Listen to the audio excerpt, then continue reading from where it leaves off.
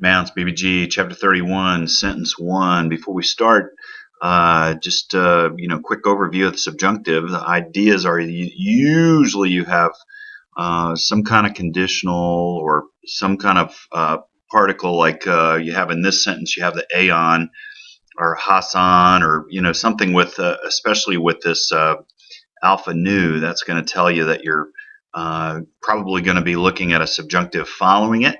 That's one of the ways, the presence of those kinds of conditional or questioning kinds of statements.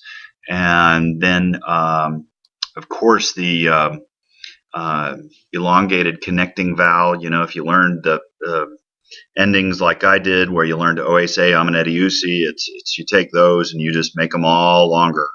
The O in the first singular, of course, the main thing there is it's got the circumflex, as do all the rest. But you also have ace and a with an eta instead of an epsilon, and then you have omen, eta, osi. So you have everything just sort of the long form of the way I learned it. With the connecting vowel built in. So shouldn't be too difficult there. And hopefully you'll find that 31, 32, and 33 are really, really not that tough with everything else you've had, especially in this case where all you're really talking about is an elongated connecting vowel is sort of your main tell-all. So in this case, you have in this, right, or by this is the way we would probably say it in English.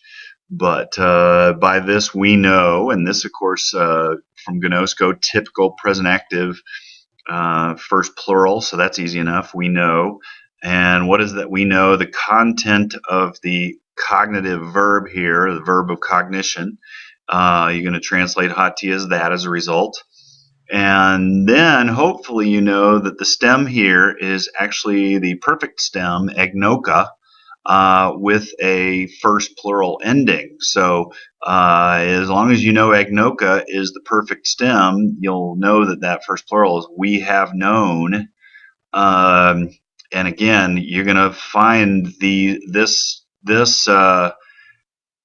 particular verb you're going to find translated very theologically, depending on what translation you read. If it's 1 John, whether you read it Test of Life or Test of Fellowship, if you read it as Test of Life, which I do not, you would read this as something like we have come to know. In other words, whether or not we've been born. And if you're going to read this as Test of Fellowship, and both are legitimate ways of looking at Gnosko, we have been knowing him is kind of the idea,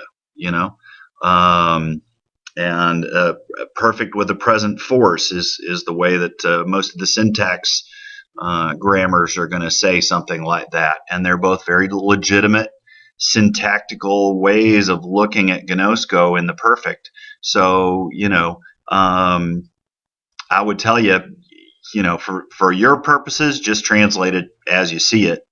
And something like we have known, we have known, and by this we know that we have known him, and him in the accusative singular, of course, as direct object there. So here's your aeon, so it's if, and then the commandments of him, or his commandments, and you notice both of these in the accusative plural, both the definite article and the noun in the accusative plural there.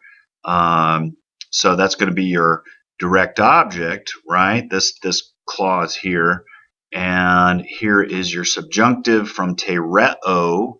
Hopefully you recognize, and again in the first plural. So if we keep his commandments. So once again, the way I would do this one, just for your sakes, is something like, and by this we know that we have known him if we keep his commandments.